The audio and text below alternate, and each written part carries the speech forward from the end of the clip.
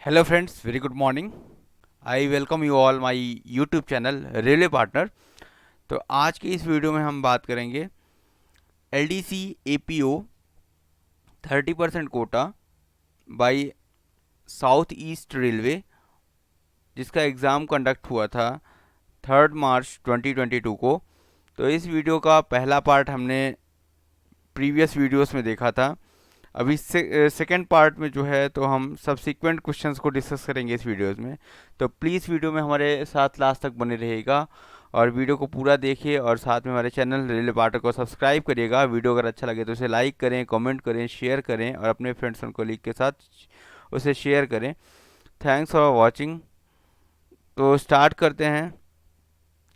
सबसे पहला क्वेश्चन है, यहाँ पे हमने 35 क्वेश्चंस प्रीवियस वीडियो से देखे थे। अब 36 क्वेश्चन पे आते हैं यहाँ पे इस पेपर का, जो कि है man power planning stands for. तो मैन पावर जो प्लानिंग की जाती है वह किसके लिए की जाती है? Cadre management, HR policy, right man in the right place और ऑल ऑफ द अबव। तो बेस्ट सुइटेबल ऑप्शन जो है यहाँ पे क्वेश्चन नंबर 4 होगा, all of the above. That is man power planning जो होती है वह ऑल ऑफ द अबव के लिए होगा। Okay, that means cadre management, HR policy, right man in the right place. So option number 4 is the right answer. Next is which of the following is not permitted in mutual transfer? ठीक है, तो back tracking, version, exchange with same community, inter divisional exchange. तो mutual transfer के case में जो है तो back tracking permitted नहीं होता। तो पे जो फर्स्ट ऑप्शन है वह क्या होगा? राइट आंसर होगा। ठीक है, backtracking is the right answer. Next है यहाँ पे, अगर हम बात करें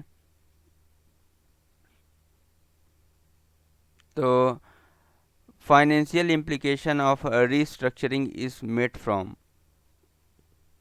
तो यहाँ पे जो फाइनेंशियल इम्प्लीकेशन है रीस्ट्रक्चरिंग के लिए, तो इस ultimate result is vacancy bank, pool of surrenders और by surrender from respective cadre post और SBF।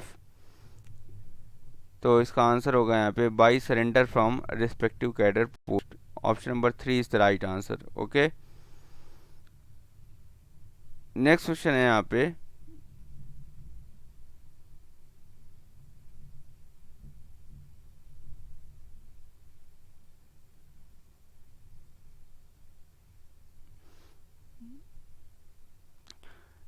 GM may have considered trained ALPs with 2-year service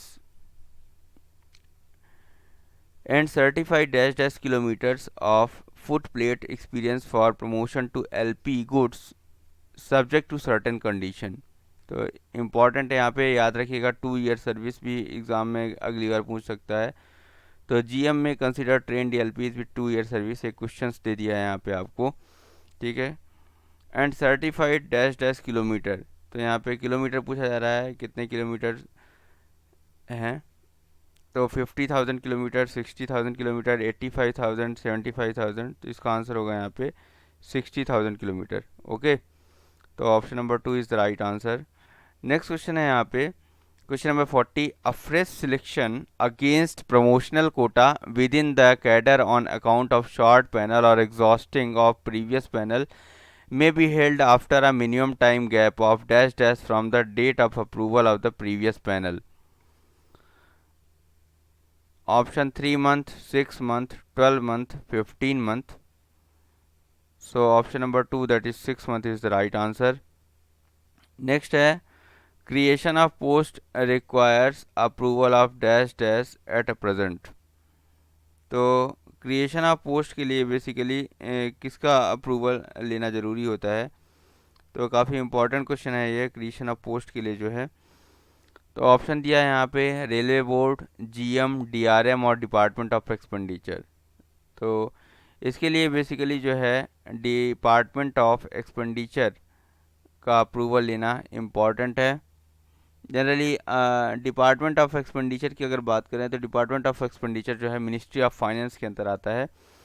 अगर मिनिस्ट्री ऑफ फाइनेंस की बात करें तो ministry of finance is the combination of some sets of department.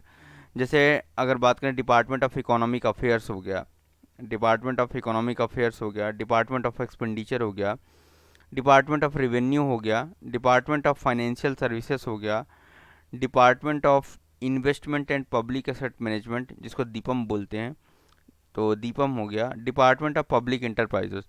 तो इन 6 departments को मिलके हम मिनिस्ट्री ऑफ फाइनेंस बोलते हैं। ठीक है, तो ministry of finance is not a single department, it's a combination of all 6 department. Okay, तो please remember it. Department of economic affairs जो है, तो जिसके द्वारा हमारा जो बजट प्रोसीडिंग्स है, ठीक है, उसके पहले हमारा जो इकोनॉमिक सर्वे है वह तैयार किया जाता है डिपार्टमेंट ऑफ इकोनॉमिक अफेयर्स के द्वारा। तो क्वेश्चन नंबर 42 की बात करेंगे यहाँ पे, which of the following is not a grievance redressal machinery? CPGRAM, Nivaran, pension अदालत और RTI। तो RTI is not a grievance redressal machinery, so right to information RTI stands for, okay, other than CPGRAM, ठीक है, public grievance redressal. Okay, Nivaran is also for serving and all जितने भी retired employees हैं उनके जितने भी grievances हैं उनको सुनने के लिए निवारण हो गया। पेंशन अदालत भी एक है। नेक्स्ट है 43 नंबर पे, the children education allowance CEA can be claimed for maximum dash dash number of childrens except twins. तो इस केस में जो है तो for 2 surviving childrens we can claim. Next है क्वेश्चन नंबर 44। क्वेश्चन नंबर 44 की बात करें अगर, तो यहाँ पूछा जा रहा है, the competent authority to alter the date of birth of non gazetted employees. Option है senior DPO, PHOD concern, PCPO and DRM।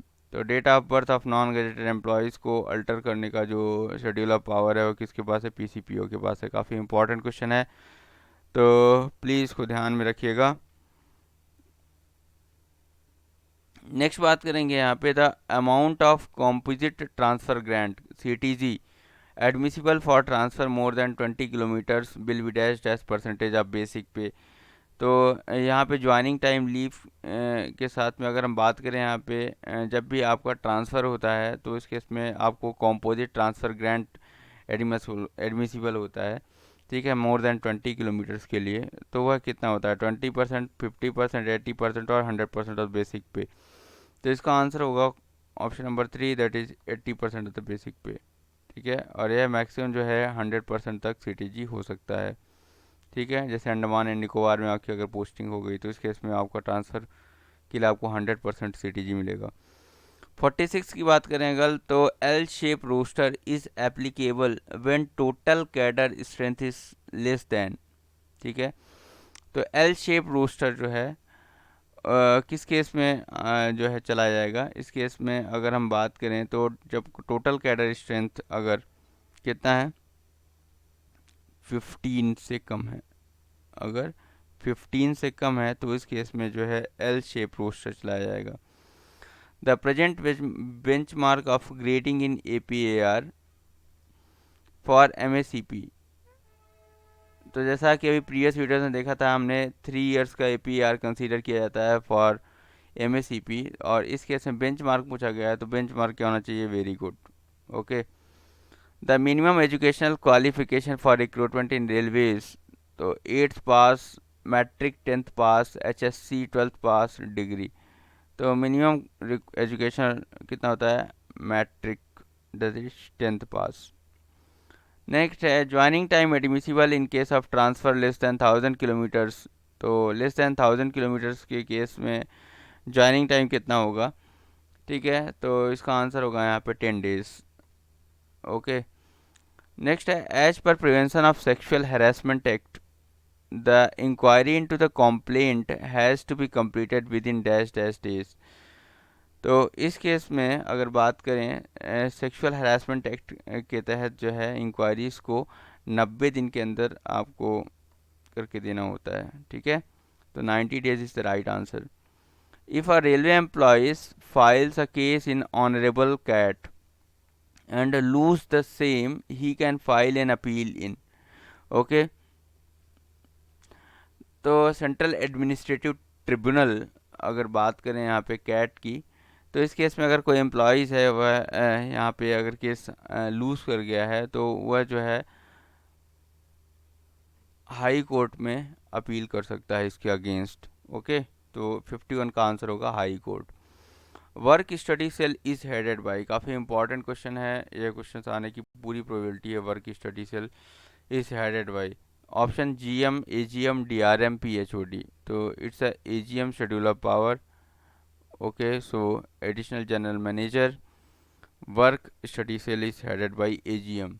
Okay, next question है per capita contribution to staff benefit fund per annum is 300, 500, 600, 800।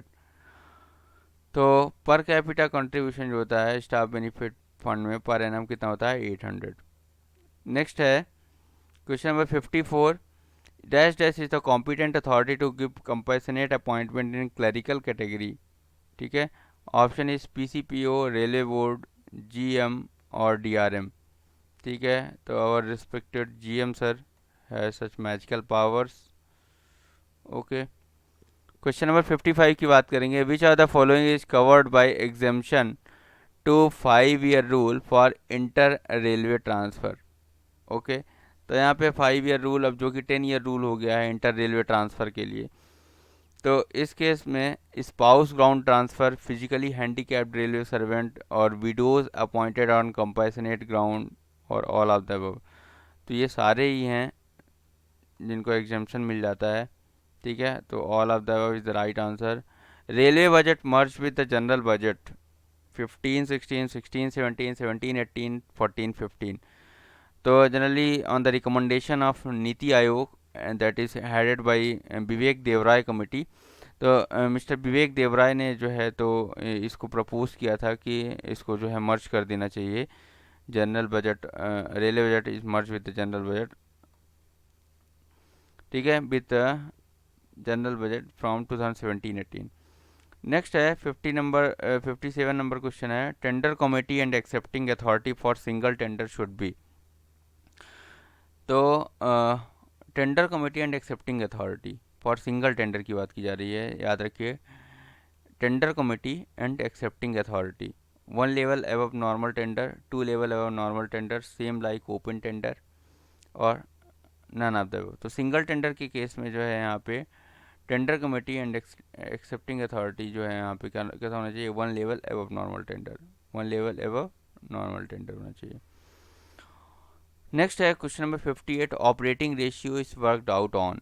तो operating ratio का calculation कैसे किया जाता है, ये काफ़ी इंपॉर्टेंट है। यहाँ पे ऑप्शन दिया है net earnings, gross earnings, net working expenses और नन ऑफ द अबव। ठीक है, तो इस केस में अगर हम बात करें ऑपरेटिंग रेशियो का, जो कि एक की इंडिकेटर टर्म्स है यहाँ पे, की परफॉर्मेंस इंडिकेटर्स जिसको बोलते हैं केपीआई। तो operating ratio is the key performance indicator of the, जो कि बताता है health of Indian railway in the economic perspective. तो यहाँ पे जैसा कि 100 रुपीज़ अगर है हमारे पास, तो उसमें हमने जो है तो कितना खर्च कर दिया। ठीक है, तो उसको रिस्पेक्ट में लेके 100 रुपीज़ को बेस में लेके जो है तो ऑपरेटिंग रेशियो कैलकुलेट किया जाता है। तो यहाँ पे हम ग्रॉस अर्निंग्स को प्रेफरेंस देते हैं। ठीक है, तो 58 का ऑप्शन जो होगा यहाँ पे ग्रॉस अर्निंग्स। ओके, तो option number 2 is the right answer. इसके अलावा अगर हम बात करें तो NTKM हो गया, GTKM हो गया, that is net ton kilometre, और पैसेंजर किलोमीटर्स हो गया। ठीक है, ग्रॉस टन किलोमीटर हो गया। ठीक है, वैगन किलोमीटर हो गया। तो ये सब जो हैं बेसिकली की परफॉर्मेंस इंडिकेटर्स हैं। जैसे NTKM that is net ton kilometre की बात करें अगर, तो 1 किलोमीटर चलने में अगर कोई रेक जो है हमारा वह कितना टनीस, अगर 1 टन अगर जा रहा है तो उसको हम एक NTKM बोलेंगे यहाँ पे। इसी प्रकार 1 GTKM में 1 ग्रॉस टन और यहाँ पे 1 किलोमीटर का प्रोडक्ट होगा। ठीक है, these are the basical fundamental units. ठीक है, तो एनटीकेएम के साथ बेसिकली जो है हमारा केवल वैगन में जो भी हमारा पेलोड है वही कंसीडर होता है एनटीकेएम के कैलकुलेशन के केस में। और जीटीकेएम के कैलकुलेशन के केस में जो है तो वैगन का बेसिकली होल जो है ग्रॉस लोड्स जो है कंसीडर होता है। दैट मीन्स उसकी जो भी टेयर वेट है और कैरिंग कैपेसिटी है जितना भी, ठीक है, तो वो पूरा ग्रॉस लोड कंसीडर होगा और साथ में इंजन का जो लोड है वो भी कंसीडर होगा। तो याद रखिएगा जीटीकेएम जो है, तो जीटीकेएम में होल वैगन प्लस लोको वेट प्लस जितना भी उसमें माल रखा हुआ है वो पूरा कंसीडर होगा। एनटीकेएम के केस में केवल जो है हमारा जितना भी माल हमने जो है ढुलाई में लगाया हुआ है उसका वेट केवल कंसीडर होगा। तो NTKM should be as high as possible, जितना ज़्यादा हो रेवेन्यू उतना अच्छा होगा। लेकिन जीटीकेएम के केस में अगर हम बात करें तो जितना कम हो वो ज़्यादा अच्छा होगा, क्योंकि ट्रैक पर वेट भी ज़्यादा पड़ेगा उस केस में अगर जीटीकेएम ज़्यादा होगा। ठीक है, तो higher GTKM is not as good as. Next है एनपीएस इज़ इफेक्टिव फ्रॉम। तो 1 अप्रैल 2004, 1 जनवरी 2004, 1 जुलाई 2004, 1 जनवरी 2006। तो एनपीएस जो है बेसिकली 1 जनवरी 2004 से इफेक्टिव है। प्लान हेड 65 काफ़ी इम्पॉर्टेंट है भैया। प्लान हेड तो आप पढ़ के ही जाना, अगर आप एलडीसी का एग्ज़ाम देने जा रहे हैं तो प्लान हेड अगर आपने छोड़ दिया है तो आपने बहुत सारा कुछ लॉस कर दिया है। ठीक है, तो 65 प्लान हेड किससे रिलेटेड है यहाँ पे पूछा जा रहा है। Staff welfare, training, HRD, office expenditure, track renewables. तो बेसिकली अगर हम बात करें कुछ प्लान हेड्स की, जैसे 11 होता है न्यू लाइंस के लिए, 14 गेज कन्वर्जन्स के लिए होता है, ठीक है, 15 डबलिंग के लिए होता है, 16 याद रखिए ट्रैफिक फैसिलिटीज़ के लिए, ठीक है, 18 रेलवे रिसर्च के लिए होता है जैसे आरडीएसओज वगैरह हो गया, 21 रोलिंग स्टॉक के लिए होता है। ठीक है, तो इस तरह से जो है तो 31 जैसे हो गया ट्रैक रेनेबल्स के लिए होता है। याद रखिए ट्रैफिक फैसिलिटीज़ के लिए 16 है और ट्रैक रेनेबल्स के लिए 31 है। ठीक है, और 51 जो है बेसिकली स्टाफ वेलफेयर के लिए काफ़ी इंपॉर्टेंट है। 51 स्टाफ वेलफेयर के लिए प्लान हेड 51 है। 41 एमएनपी के लिए है। 42 वर्कशॉप एंड प्रोडक्शन यूनिट्स के लिए है। ट्रेनिंग एचआरडी के लिए 65 है। प्लान हेड 65 किसके लिए, ट्रेनिंग एचआरडी के लिए है। ठीक है, ट्रैक रेनेबल्स आपको बता दिया मैंने, प्लान हेड नंबर 31 है ट्रैक रेनेबल्स के लिए। और आपका अगर मिसलिनियस एडवांसेस हैं तो प्लान हेड 73 है। इसके अलावा आपके जो अदर स्पेसिफाइड वर्क्स हैं वो प्लान हेड 64 के अंदर आते हैं यहाँ पे। ठीक है, SRSF जो है स्पेशल रेलवे सेफ्टी फंड से रिलेटेड जो है प्लान हेड है वो प्लान हेड 82 है। ठीक है, तो यहाँ पे ट्रेनिंग एचआरडी जो है हमारा वह प्लान हेड 65 के अंदर आएगा। ठीक है, जैसे इरमी हो गए, सितारा हो गए, या जितने भी हमारे सेंट्रलाइज ट्रेनिंग इंस्टीट्यूट्स हैं वो सब प्लान हेड 65 के अंदर आएंगे। ठीक है, human resource development. Under old pension scheme the maximum amount of pension which can be commuted. ठीक है, तो काफ़ी इम्पोर्टेंट है। तो under old pension scheme the maximum amount of pension which can be commuted is what 40%। ठीक है, next है permanent pension account number consist of.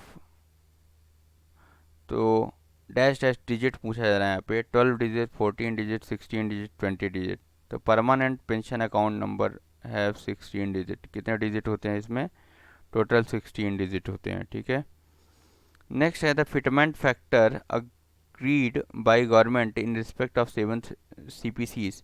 2.72, 2.57, 2.67, 2.75 सबको पता है 2.57 is right answer, option number 2। Next है Indian railway finance code have dash dash volume, 3 volume, 4 volume, 2 volume, 1 volume. तो Indian railway finance code have 2 volume. Okay, Indian railway establishment code also have 2 volumes. Okay, and have 20 chapters. Next है accepting authority of a tender committee recommendation should be. तो इस case में अगर accepting authority की बात करें, accepting authority of a tender committee recommendations should be one level above the level of tender committee, two levels है the level of tender committee, PHOT AGM। ठीक है, तो यहाँ पे क्या आंसर होगा, वन लेवल है the level of tender committee. काफ़ी इंपॉर्टेंट है, एक्सेप्टिंग अथॉरिटी को होना चाहिए। नेक्स्ट है GST stands for goods and dash dash tax. तो GST is nothing but a goods and services tax, goods and services tax. ठीक है, 1 जुलाई 2016 से जो है तो ये हमारे सर पर घूमने लगा है, that is GST। Okay, next है यहाँ पे, अब आप कमेंट बॉक्स में बताएं कि यह कौन से कॉन्स्टिट्यूशन अमेंडमेंट एक्ट के तहत GST को इंट्रोड्यूस किया गया। नेक्स्ट है, who is the empowered to accept oblique reject tender committee recommendations. ठीक है, तो काफ़ी इंपॉर्टेंट क्वेश्चन है यहाँ पे, who is empowered to accept or reject tender committee recommendations. तो यहाँ पे एक्सेप्टिंग अथॉरिटी हो गया, PHOT हो गया, फाइनेंस मेंबर हो गया और GM हो गया। ठीक है,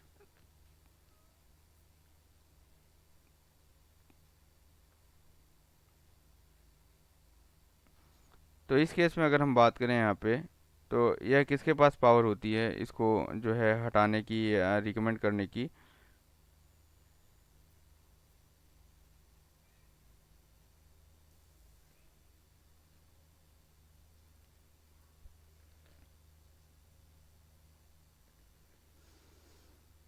तो accepting authority has well words with such power.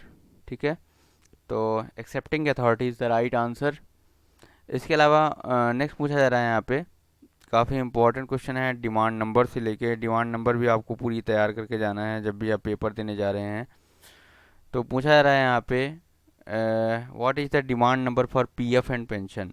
ठीक है, तो PF और पेंशन के लिए डिमांड नंबर कौन सा है।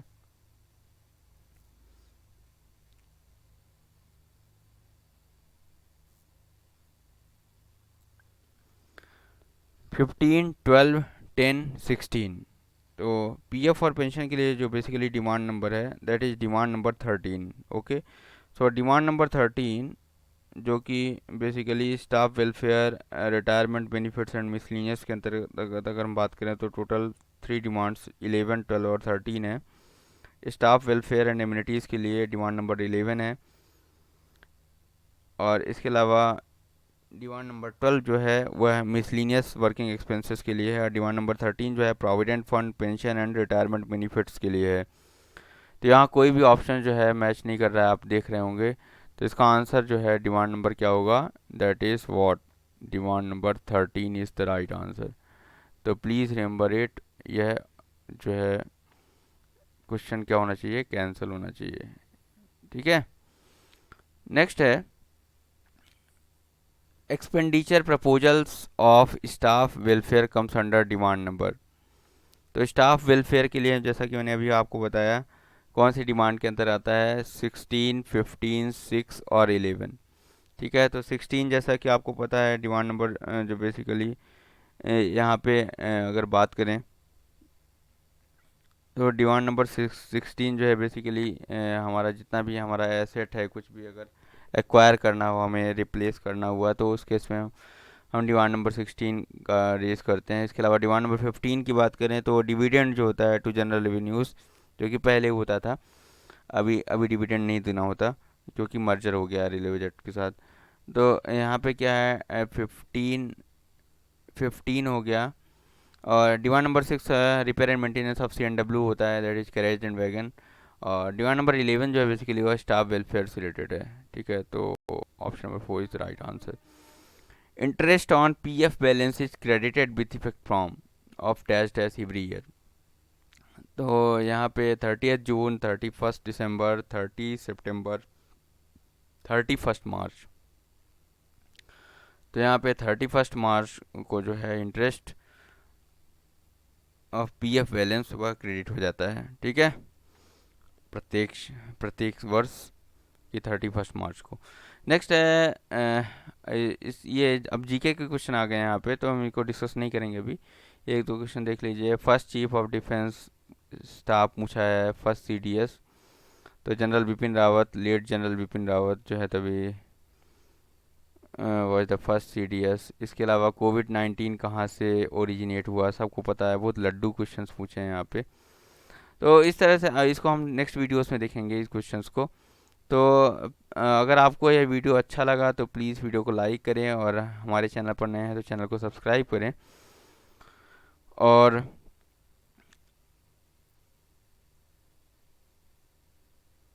वीडियोस को ज़्यादा से ज़्यादा शेयर करें। तो thanks for watching this video, have a nice day. तो इस तरह से हम साइनिंग ऑफ करते हैं इस वीडियो से। वीडियो में लास्ट तक बने रहें। आपका दिन शुभ हो।